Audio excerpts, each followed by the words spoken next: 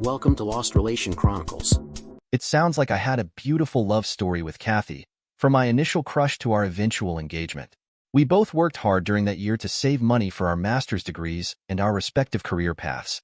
Our families were supportive, and everything seemed to be falling into place. Our wedding day was a joyous occasion, filled with love and promises for the future. After getting married, Kathy and I continued our education and careers while navigating the challenges of life together. We supported each other through the ups and downs, and for a while, it felt like we were building a life together that we had always dreamed of. Kathy's determination and passion continued to inspire me, and I was grateful for the love we shared. But as life often does, it threw unexpected challenges at us. Kathy and I faced a difficult time when I discovered that she had cheated on me, which shattered my world. It was a painful and shocking revelation, and it left me in a state of sadness and confusion. This situation drastically changed my outlook on life. I went from being a lively and optimistic person to feeling lost and hurt. I couldn't help but sulk about what had happened to me and wonder how something so heartbreaking could occur in a relationship that had once felt so strong. The pain of being cheated on by someone I loved deeply, my girlfriend turned wife, was a heavy burden to bear. I began to question many things and reflect on the path my life had taken. The optimism and happiness that used to define me were replaced by a profound sense of betrayal and sadness. I hope to find a way to heal and move forward, but it's undoubtedly a challenging journey. The love I had for Kathy, her dreams and determination, and the beautiful memories we shared will always hold a special place in my heart, but coming to terms with the betrayal is a painful process that I must face. Kathy had suggested a small wedding with only a few relatives and friends, but I opposed the idea and insisted on a big, grand celebration of our marriage. She was concerned about the expenses and didn't want to drain her savings or burden her mom, but I promised her that I would take care of everything, and I was determined to keep that promise. So, I used the money I had saved for my master's program to arrange the best of everything for our wedding, and Kathy was happy that I was going to such lengths to make her happy. At the age of 30 and 26, Kathy and I got married with high hopes for our future and careers. However, things didn't go as smoothly as I had envisioned after the wedding. I had wanted to go on a honeymoon, but Kathy's university classes were about to begin soon, and she wasn't willing to miss them. On the other hand, I hadn't enrolled in the master's program as planned due to a substantial dip in my savings account caused by the extravagant wedding expenses. Despite this setback, I didn't regret my decision and chose to continue working while planning to enroll in a master's program at a later time. Kathy was supportive of my decision, and our future plans started to take shape. Kathy was enthusiastic about pursuing her PhD in anthropology and couldn't contain her excitement. She was like a child eager to return to school after a summer break, and she would talk endlessly about her professors, classes, peers, and her research. I enjoyed our conversations, even if they sometimes became too technical for me to fully grasp. I never interrupted her because her passion was contagious, and I wanted to be a supportive husband.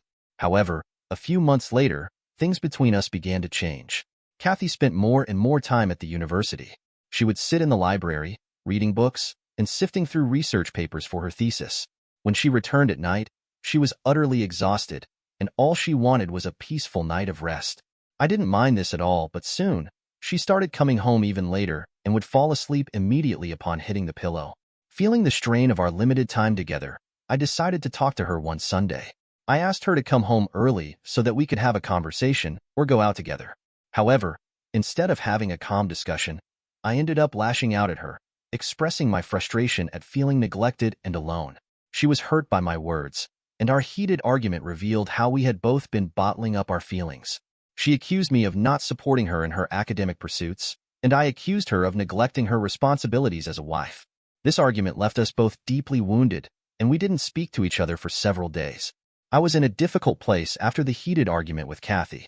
I wanted to apologize, but I waited for her to make the first move and break the ice. However, Kathy was incredibly stubborn and continued to ignore me, treating me like a stranger.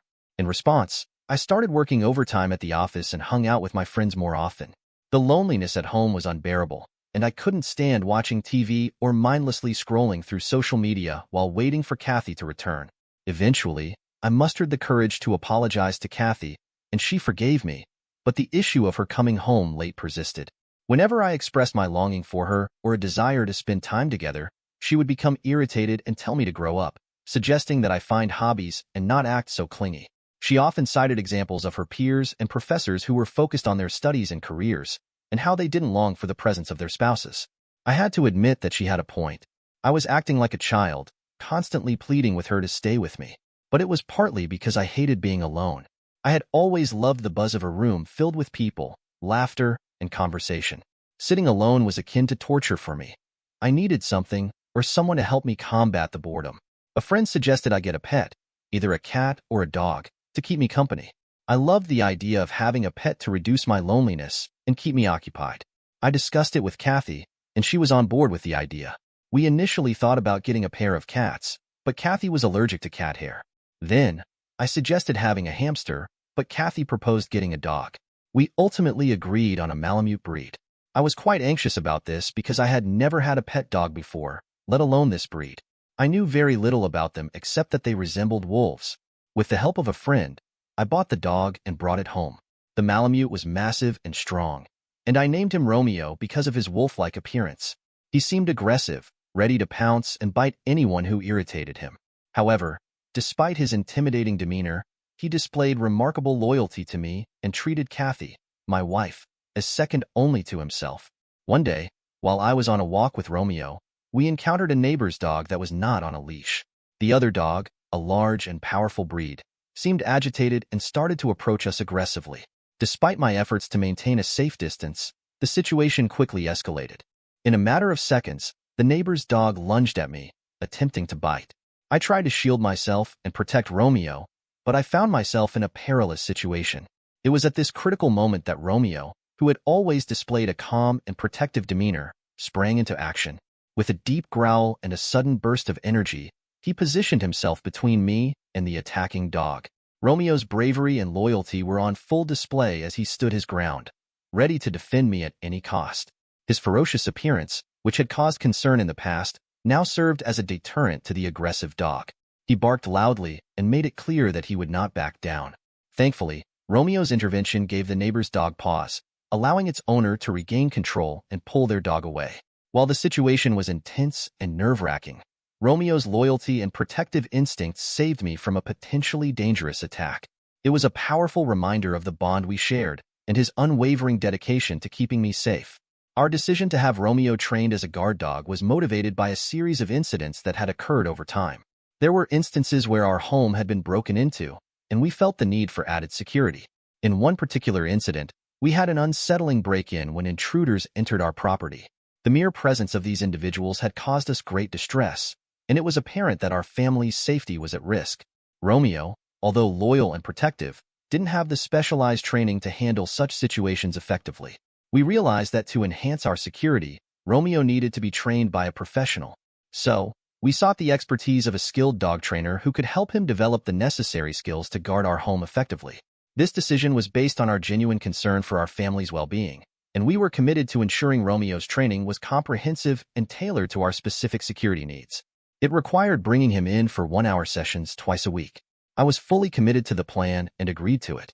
I shared this with Kathy, and she inquired about the schedule and timing, showing some interest in Romeo. However, I was unaware that her curiosity was related to something else entirely.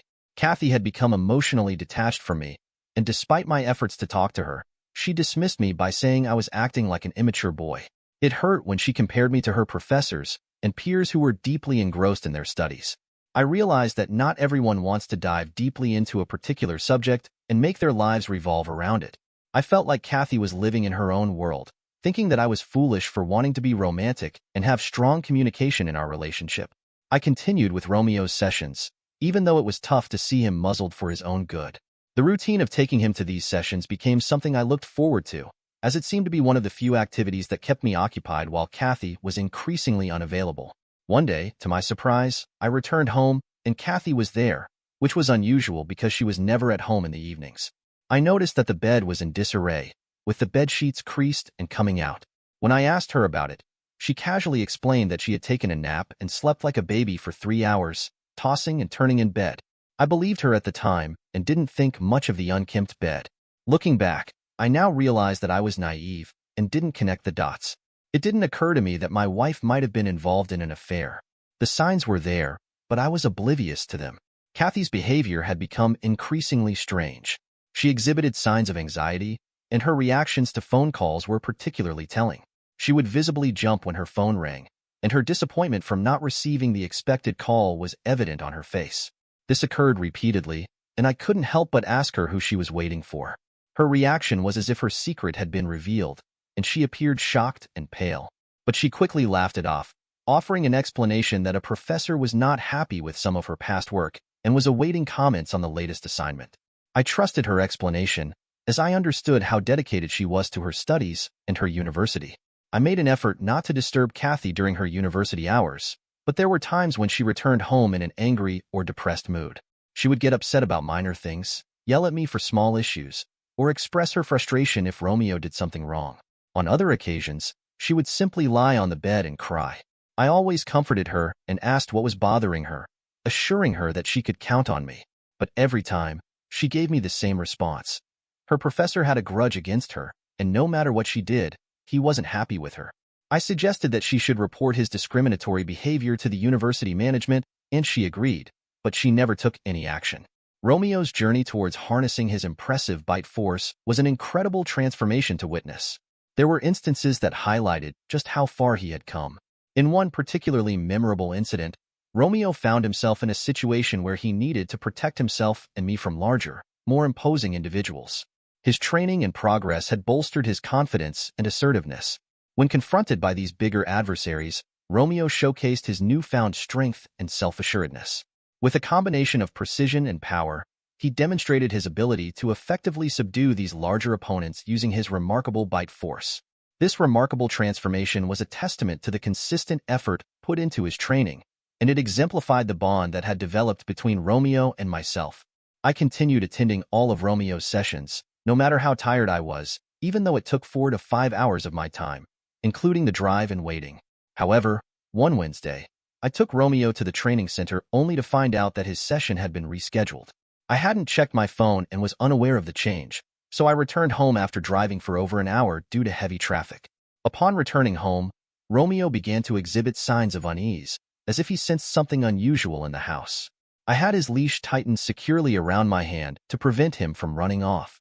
We both proceeded to the kitchen, where we were about to discover something that would change our lives for the worse. When I walked into the kitchen, I was met with a shocking sight. There, in my own home, I saw the back of a naked man intimately engaged with a woman. They were so absorbed in their activities that they didn't notice my presence at first. My immediate reaction was to yell at the man for trespassing into my house and engaging in such behavior on my kitchen counter. The man and the woman were startled, and they turned around, shocked to hear my voice. I couldn't believe my eyes when I realized that the woman involved in this affair was Kathy. Tears welled up in my eyes, and I was overwhelmed with a mix of emotions. I demanded an explanation from her, asking what on earth she was doing. In response, she pushed the man away and hurriedly began to collect her clothes. The man fumbled to put on his pants. I couldn't contain my anger and frustration as I confronted Kathy. She insisted that she could explain everything and pleaded with me to calm down. In the midst of this heated argument, Romeo, our Malamute, was agitated by the fact that a different male was not only intruding in our home, but trying to breed with the female. That had pissed him off. I thought I had Romeo securely leashed, but I was mistaken. In a burst of aggression, Romeo lunged at the man and bit him mercilessly in several places, including his testicles. The attack was so severe that Romeo pulled away part of the man's private parts. Kathy was horrified to witness the man bleeding profusely, and Romeo continued to attack him relentlessly. I rushed to intervene and regain control over Romeo, but in the process, I forgot all my training and just tried to pull him away from the other guy. That resulted in Romeo getting more agitated and the other guy received more bites, and I too got bit on my hand in the process. Despite the chaos and the injuries inflicted on the man and myself, Kathy's immediate concern was to call 911 for the man's condition. I was left in disbelief and shock. I demanded answers from Kathy, asking who the man was. She revealed that he was her professor. The revelation left me feeling sick to my stomach, as everything began to make sense. Kathy's long hours at the university, her frequent smiles at her phone screen, and her tumultuous emotions all fell into place. Kathy confessed that she had developed a crush on her professor that she couldn't resist. Over time, that crush had evolved into a powerful love that she couldn't control. I was disgusted beyond words, struggling to comprehend how she could fall for a man who was 50 years old, and in my imagination, I pictured him as someone who had likely been involved with many women like Kathy. In a fit of anger, I left the house, unable to even look at Kathy's face. I returned to my car, attempting to calm Romeo, who was still in an agitated state. In my distress, I called a friend for help in taking Romeo to the vet to soothe him. Upon returning home, I discovered that an ambulance had taken the professor to the hospital to treat his wounds. Kathy was sitting in a corner with a vacant expression on her face. I made the difficult decision to part ways with Kathy and proceeded to my room to pack my belongings. At that moment, I believed that the nightmare was finally coming to an end. Little did I know that it was just the beginning, and an even more horrifying ordeal was awaiting me. Shortly after, I received a call from the sheriff, requesting that I come to the hospital. This unexpected call left me shocked and confused, as I couldn't fathom why I, who had not been directly involved in the incident, would be summoned to the hospital. Upon arriving at the hospital, I was informed that the professor's lawyer had filed legal charges against my dog for the vicious attack that had caused severe injuries. The gravity of the situation began to sink in, and I realized that Romeo's actions had brought about an unexpected and complex legal battle that I would have to face. The doctor's grim prognosis about the extent of the damage to the professor's testicles left me in shock and disbelief. I couldn't fathom how my seemingly innocent dog, Romeo, had been involved in such a distressing incident. Desperate to explain the situation to the sheriff, I shared that Romeo was a well-trained dog and has been undergoing his guard dog training, and the other man was an intruder. However, the sheriff informed me that I should seek legal representation to defend my case, signaling the seriousness of the situation and the legal challenges that lay ahead. In an effort to save Romeo and myself from the looming legal case, I promptly hired a competent lawyer to defend our case. My lawyer, understanding the complexity of the situation, began to build a strong defense for us. We argued that Romeo's aggression had been a result of specific triggers and that I had been diligently working with him at a professional training facility. The legal proceedings, however, took a challenging turn. The court considered the severity of the injuries inflicted upon the professor and the potential threat posed by Romeo to society. Despite my lawyer's best efforts to demonstrate Romeo's gentle demeanor and my commitment to his training, the court ultimately decided that, in the interest of public safety, Romeo would be taken away for evaluation. The decision was heartbreaking for me, as I had grown deeply attached to Romeo, and we had made significant progress in his training. The court's ruling meant that Romeo would be removed from my custody and placed in an environment where he would no longer be a perceived threat to others. It was a painful and emotional ordeal, and I could only hope that Romeo would find a safe and caring home where he could live out the rest of his days in peace and without posing any harm to anyone. The anger and resentment I felt towards Kathy for the ordeal Romeo and I had gone through were overwhelming. I wanted her to understand the suffering she had caused and to experience a taste of the pain that had become a part of my life. In my quest for justice, I decided to take action. I visited Kathy's university and filed a formal complaint against her and her professor. I provided a detailed account of their affair, highlighting that they had been engaged in a full-fledged romantic relationship that had involved multiple instances of intimacy, including at my own home. I recounted the shocking scene I had witnessed in my kitchen to the university's management. The management conducted an inquiry and ultimately confirmed the veracity of my claims. The consequences were severe. Kathy was expelled from the institution, and her professor faced termination from his employment. The university had a strict policy against fostering romantic relationships, and Kathy's actions had not only violated this policy but also jeopardized her dream of pursuing a PhD. As more than half a year passed since those tumultuous events, I couldn't help but hope that this separation from Kathy would allow us both to move forward, heal, and find our own paths in life. After the tumultuous events that led to Romeo being taken away, I was left heartbroken and missed him dearly. The separation was emotionally painful for both of us. I continued to hope for a reunion with my loyal and beloved companion. 2 long weeks passed, during which Romeo was placed in at a dog shelter and was evaluated. Then, one fortunate day, I received a call from the shelter. They had identified Romeo through his microchip and contacted me to inform me of his whereabouts and that I can now take him back as he is not a threat to anyone and had acted just out of shock and partly due to his instincts as a guard dog. It was a moment of overwhelming joy and relief. I rushed to the animal shelter to be reunited with my beloved Malamute. When I arrived, I could hardly contain my excitement. As soon as Romeo saw me, his reaction was a testament to the depth of our bond. He let out an enthusiastic howl and wagged his tail vigorously, as if he couldn't believe his eyes. His eyes sparkled with recognition and happiness. The moment I approached him, Romeo leaped into my arms, showering me with affectionate licks and nudges. It was a tearful and heartwarming reunion, and my heart swelled with gratitude for having my loyal companion back by my side. Romeo's exuberance and the sheer joy in his eyes were a clear indication that he had missed me as much as I had missed him. Our reunion marked a new beginning, and we were both determined to make the most of the second chance we had been given to share our lives together. The bond between us had grown even stronger during our time apart, and it was a moment of pure happiness and relief to have him back in my life. Dear listeners, please share your thoughts in the comments section below, and don't forget to like, share, and subscribe.